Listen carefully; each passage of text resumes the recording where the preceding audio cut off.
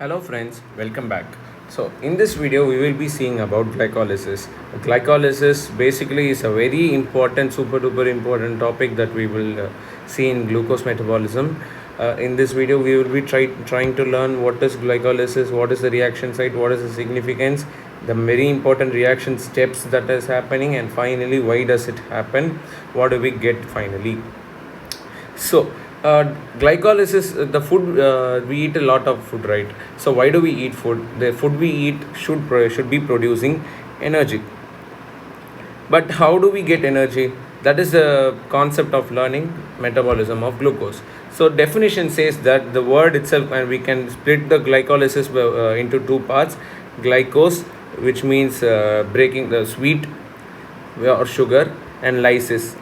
Lysis means breaking. So glycose means sugar, lysis means breaking. So breaking down of sugar is defined as glycolysis. In this glycolysis process, one glucose molecule will be split into two pyruvate molecules. These two pyruvate molecules are 3 carbon, or in some conditions it could also be converted to lactate. We will see why does that happen. And reaction site is basically all the reactions and all the enzymes that are participating in the glycolysis process are present in the cytoplasm itself. So why is this glycolysis significant? The first significance that will strike any of us is that RBCs generally don't have mitochondria. RBCs, no mitochondria. So, but how do they get energy from? Without mitochondria, there will be no ATP synthesis. So, how will they get the energy? So, there is the process of glycolysis. The only process that is taking place in RBC is glycolysis, and it is this glycolysis process that will produce energy. It is also a major source of energy for the muscles during anaerobic condition. In anaerobic condition, for the muscles they need energy, right? And in that condition they will undergo glycolysis. And also all the energy producing steps that you have come across in electron transport chain or eat a TCA cycle, the preliminary step is going to be glycolysis, because the substrates needed for those reactions are produced.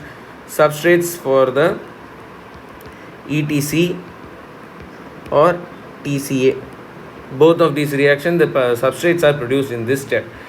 So finally we come to the reaction itself. How does glucose enter cell? The glucose entry is basically done through transporters. There are transporters called as glucose transporters. We call them as GLUT transporters. Here in this glycolysis there is actually two GLUT transporters that is involved, GLUT2 and GLUT4. It is that GLUT2 transporter is insulin independent. This GLUT2 transporter is insulin independent. So for glucose to travel through this GLUT2 transporter, no insulin is required. But on the other hand, 4 is insulin dependent GLUT transporter. The fourth GLUT4 transporter is basically present in muscle and adipocyte. What does this mean? For glucose to enter into muscles and adipocytes and produce energy, insulin is required. But for it to enter liver is having GLUT2 transporter. GLUT2 transporters are present in the membranes of the liver. So for liver, we don't need any insulin. But on the other hand, for muscles and adipocyte, GLUT4 transporter is required. And finally, we come to the steps of glycolysis. What are the steps of glycolysis? We will first write it separately, also discuss the steps in it. So now the cell glucose has entered into the cell. Here glucose was there, it has entered the cell. But how did it enter? The entry was through GLUT2 or GLUT4 transporters. So you should be thinking that these the way that glucose came in should also be the way for leaving out. So if we keep it as such, if we keep the glucose as such, will it not escape? So the first step will be phosphorylation. In this step, glucose will be converted to glucose 6-phosphate. When glucose phosphate moiety is added to glucose, it will prevent the glucose from escaping out of the cell. This is done by two enzymes called as hexokinase and glucokinase. Hexokinase is insulin independent, but glucokinase is insulin dependent. So when there is a high amount of insulin that is secreted in the body, glucokinase will increase, but hexokinase will be of the same level irrespective.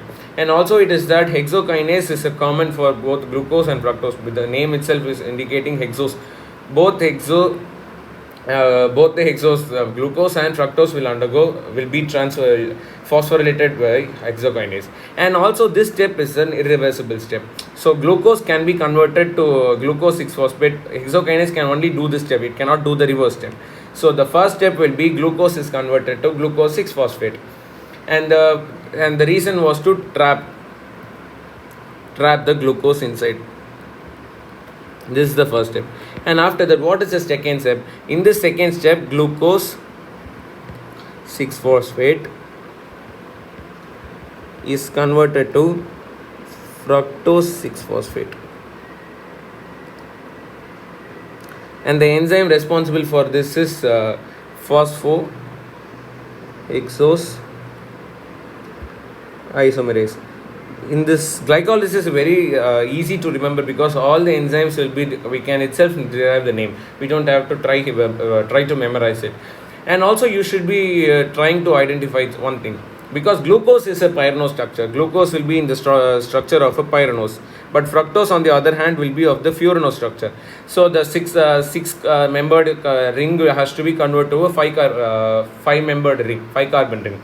So what is happening is that phosphohexose isomerase first will open this furanose structure to a straight chain. The furanose structure is opened into a linear structure, and after that it is again converted to a furanose structure. In this way, glucose 6-phosphate is converted to fructose 6-phosphate. This is also an easy step, right? But this on the other hand is a reversible step. This is also a reversible step.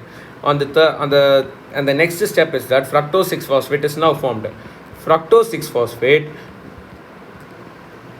will be converted to fructose 1,6-bisphosphate, and the enzyme for this is phosphofructokinase. Phosphofructokinase. Easy, right? Because phosphate is kinase itself. The name kinase, whatever is ending with kinase, will do one job. It will either add phosphate moiety or remove one phosphate moiety. But in this step, it is just adding, because this process is irreversible. There is only one way for progress. But if you try to consolidate the first 3 steps, glucose is converted to, we started with glucose and now ended with glucose 1,6-bisphosphate. These 3 steps are together called as the preparatory step. Because glycolysis is whatever following structures are the important steps in glycolysis, because they will be producing energy, they will be producing coenzyme, reduced coenzyme. For that, these are the preparatory steps. So what have we got? In the third step, we have got fructose 1,6-bisphosphate, and the fourth step is that fructose 1,bisphosphate will be broken down by aldolase. Fructose 1,6-bisphosphate will be broken down by aldolase into glyceraldehyde 3-phosphate and dihydroxyacetone phosphate. Both of these molecules are 3-carbon molecules, because this fructose 1,6-bisphosphate was a 6-carbon molecule, but both of these has to be 3-carbon molecules, right? This is a 3-carbon molecule and this is a 3-carbon molecule. This is called as aldolase because the reverse reaction, this is also a reversible step. So this reversible reaction is between the reaction between glyceraldehyde 3-phosphate and dihydroxyacetone phosphate is called as aldol condensation. So the reverse step, the enzyme catalyzing aldol condensation is called as aldolase. In this process, the end products will be glyceraldehyde 3-phosphate and dihydroxyacetone phosphate. But The glycolysis is mainly concerned with glyceraldehyde 3-phosphate. Dihydroxyacetone phosphate will produce glycerol, but that doesn't concern with glycolysis. So what happens is that these will be interconverted. The dihydroxyacetone phosphate and glyceraldehyde 3-phosphate can be isomerized, but the step is catalyzed by triose phosphate isomerase.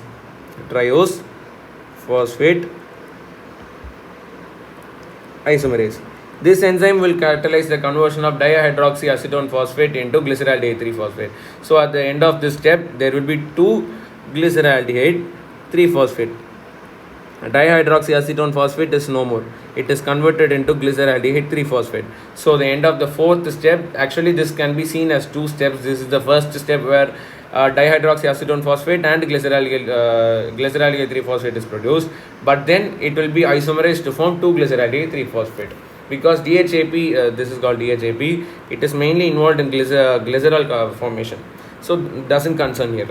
The next step, 5th step. In this 5th step, 2 glyceraldehyde 3-phosphate, we have it in our hand. This glyceraldehyde 3-phosphate will undergo dehydrogenation. So the enzyme will be glyceraldehyde 3-phosphate dehydrogenase. This enzyme will convert glyceraldehyde 3-phosphate to 1,3 bisphosphoglycerate. 1,3 bisphosphoglycerate. This 1,3 bisphosphoglycerate is actually a high energy compound. The next step, this high energy will be converted to produce ATP. We will be seeing that. But another important step is that it will take in NAD+, it will reduce NAD+ to NADH. We already know from electron transport chain that this NADH will be responsible for ATP production. So this is basically producing NADH. The oxidation of aldehyde is an exergonic process that drives the synthesis of the high energy compound. This 1,3 bisphosphoglycerate is a high energy compound, right? And inorganic phosphate is also added. There will be an addition of inorganic phosphate, because as you can see here, there is only one phosphate as the third position. There is one phosphate, but on the other hand there is 2 phosphate here, on one in the first position and the second one in the third position.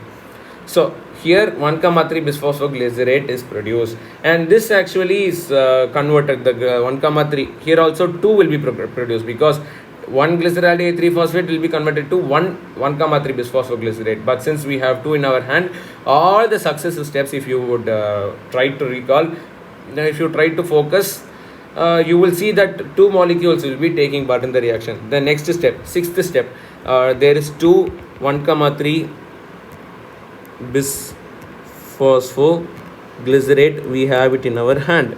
This one, 2 molecules will actually undergo bisphosphoglycerate kinase, BPG kinase.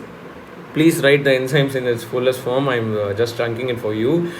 The kinase, as I said, it will either add phosphorate or dephosphate, remove the phosphate. In this step, it is actually dephosphorylation. So this will produce 3 3-phosphoglycerate, because it is not having 2 phosphate, it is having just 1 phosphate, so it should not be called bisphospho, just phospho. So where does this phosphate go? This is accepted by ADP. ADP is just having 2 phosphate. It will accept this third and get converted to ATP. If you can see here, this ATP is not being produced by electron transport chain, so not any complicated steps. This is directly produced by substrate level phosphorylation. Here this phosphate is directly added to ADP to produce ATP. This step is called as substrate level phosphorylation. This doesn't involve any steps of the electron transport chain or oxidative phosphorylation. But if that happens, we call it as oxidative phosphorylation. This is called substrate level phosphorylation. So this step is also reversible. This step is also reversible. This step is also reversible. All these steps are reversible, except as of now, except the first and the third step. All the steps are reversible step. So now the 7th step, when we come into 7th step, the 3-phosphoglycerate will be converted to 2-phosphoglycerate. The phosphate that was present in the third position The phosphate that was present in the third position is now converted into second position. But you have to see that all these are not changing, there is no change in the number of carbon. It's just that the phosphate is jumping from one position to second position. So in biology we know that anything that changes is called mutation, right? So the enzyme here also is named in such a way because the changes is happening. It is called as phosphoglucomutase. There is a mutation. This is not actually mutation as such, but there is a change in the structure, there is a change in the position of the phosphate group, right? So this is also is again a reversible step. Now what is the eighth step? This 2-phosphoglycerate will be converted by enolase to phosphoenol pyruvate. This will undergo reaction by enolase. The enzyme is called enolase, and because the product is called enol, the step is reversible. Any reaction acting on the enol is called as enolase. That is the reason why it is called enolase. 2-phosphoglycerate will be converted to 2-phosphoenol pyruvate. We abbreviate it as PEP. So in this step also, this is also a reversible step. And if you see, there is a the 2-phosphoglycerate is now converted to phosphoenol pyruvate. Actually, if you could see, there is if you try to give glucose test, if you want to try to give a glucose test, doctors will actually ask you to take fluoride. So any compound that has fluoride will be given. What does this fluoride do? It will get combined to Mg2 plus, and Mg2 plus is the principal cofactor or metal needed for enolase. So the enolase will stop working. When you take fluoride, it will irreversibly bind with magnesium ions of this enzyme, and the steps will be stopped. So glucose utilization is stopped, right? Because the enolase is not present, 2-phosphoglycerate will not be converted to PEP. So this is the reason why blood glucose level estimation fluoride is given to you. And what is the ninth step? In this ninth step, 2-PEP will undergo reaction by pyruvate kinase. So you would have guessed it right. Kinase is there. What would happen? This was having a phosphate molecule, phosphoenol pyruvate, right? This if you take this this is accepted by ADP again. This is again called as substrate level phosphorylation. This substrate level phosphorylation is, as we have just seen, it was happening in this step 1,3 BPG when converted to 3-phosphoglycerate. That was the substrate level phosphorylation 2. This is another step where substrate level phosphorylation is happening. So when you remove this phosphate, what will happen? The phosphoenol pyruvate now will become enol pyruvate, right? Just removing the phosphoenol pyruvate now will become enol pyruvate, and now enol pyruvate is actually unstable,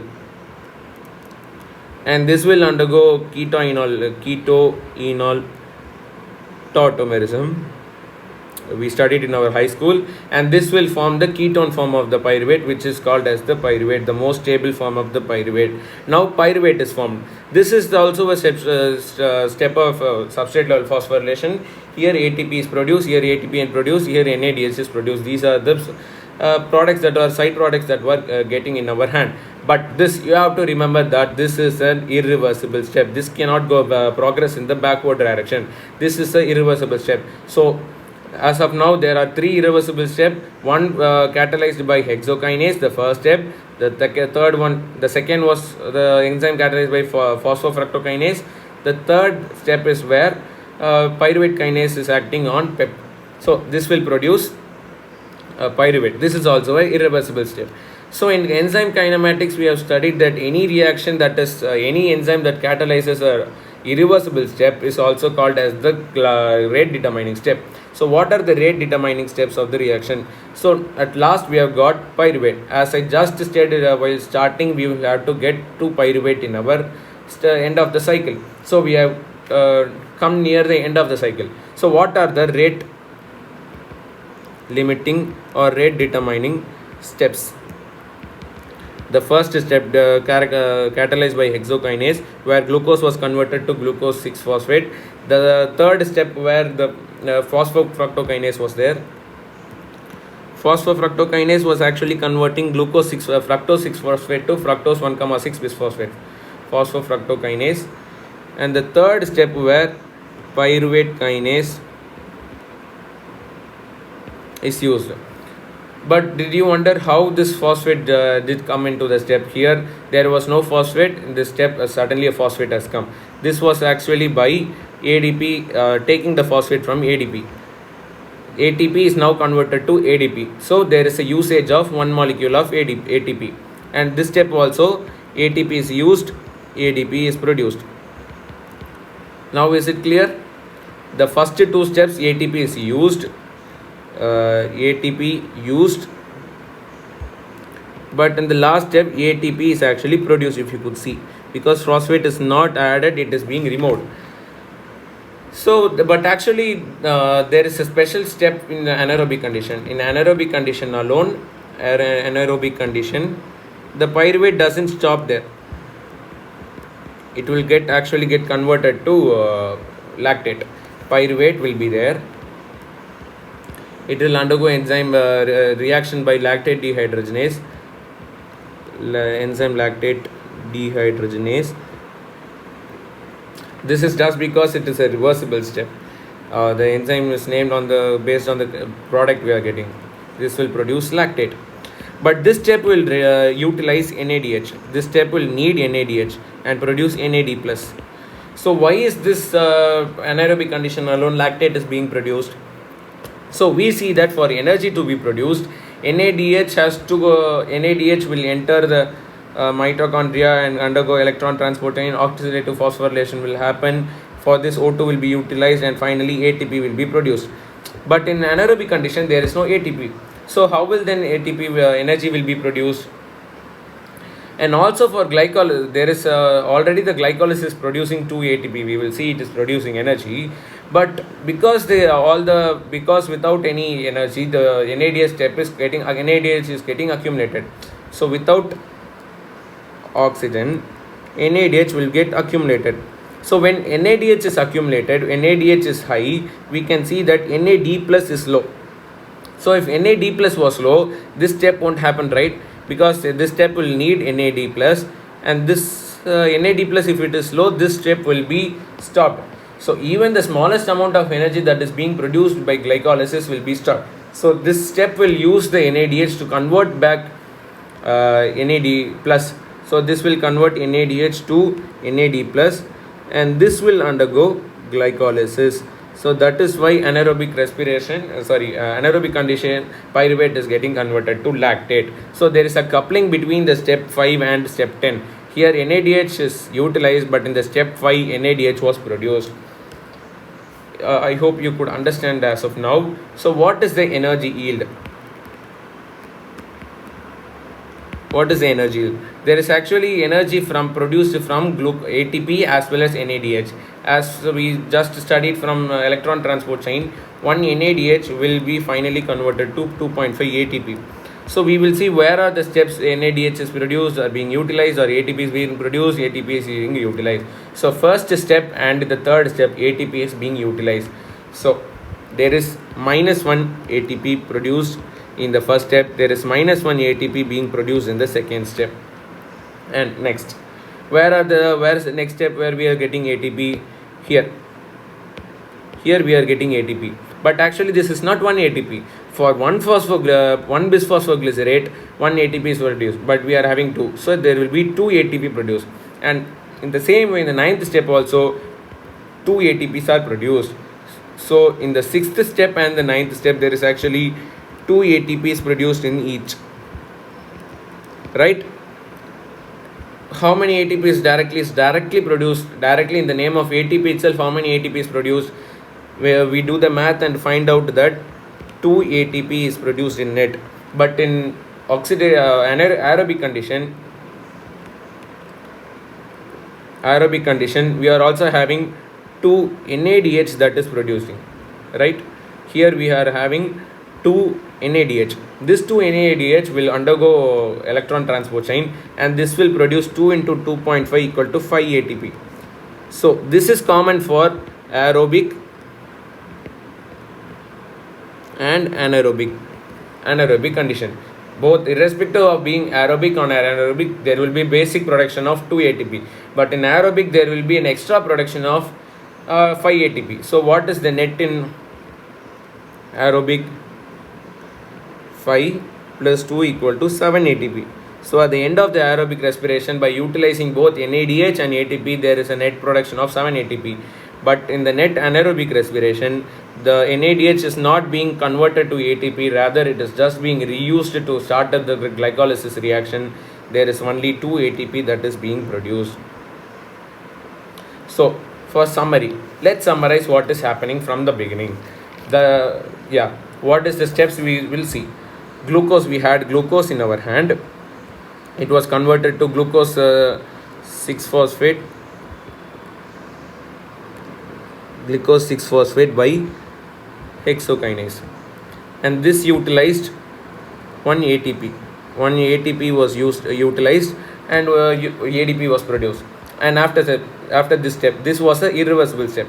But on the other hand, the next coming reversible. The first step will be irreversible. The second is catalyzed by phosphohexose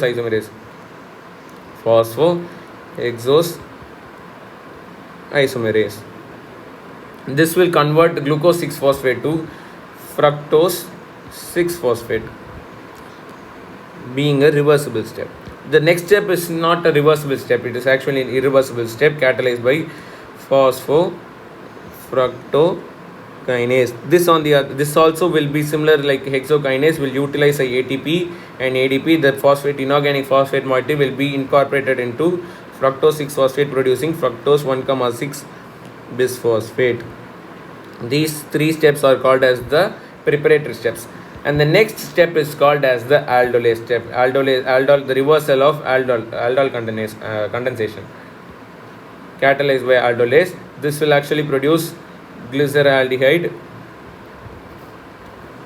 3-phosphate and dihydroxy acetone phosphate. But this dihydroxy acetone phosphate doesn't concern us in the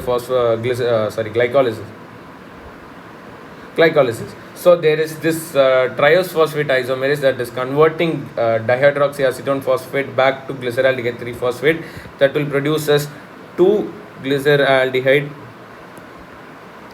3-phosphate.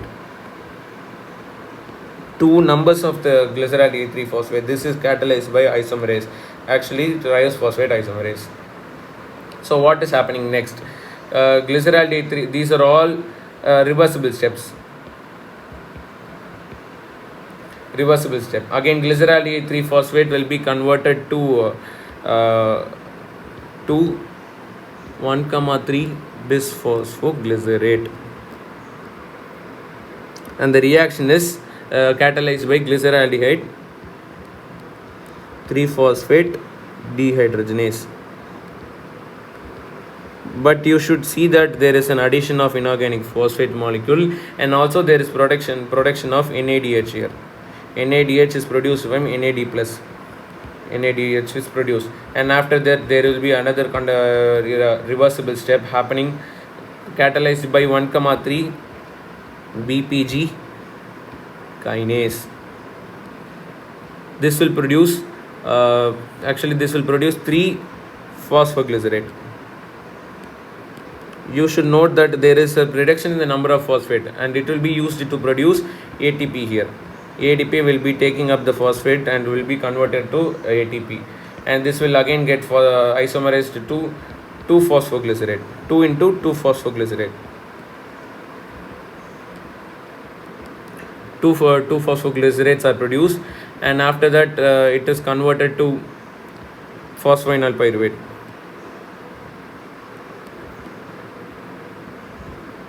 which is finally converted to pyruvate, this being a irreversible step, catalyzed by pyruvate kinase. These 2 steps are catalyzed by phosphoglucomutase, because as I gave a silly explanation, mutation is happening, and this last step being enolase process.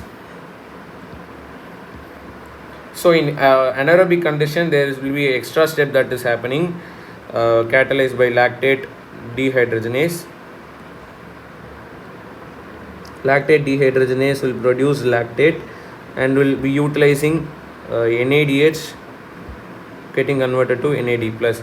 So in this video we have seen that what is glycolysis, what is the definition, what is the reaction site, reaction significance, steps of the reaction, all the steps we have discussed in detail. What is the, how is glucose entering the cell, and finally we have given condensation of also the energy yield, how much energy is yield. We see that in anaerobic condition only 2 ATP is produced, but in aerobic condition 7 ATP is produced. So as usual, at the end of this video, in the description box you will have a quiz to attend the test. Test yourself and share your scores in the comment box. Bye.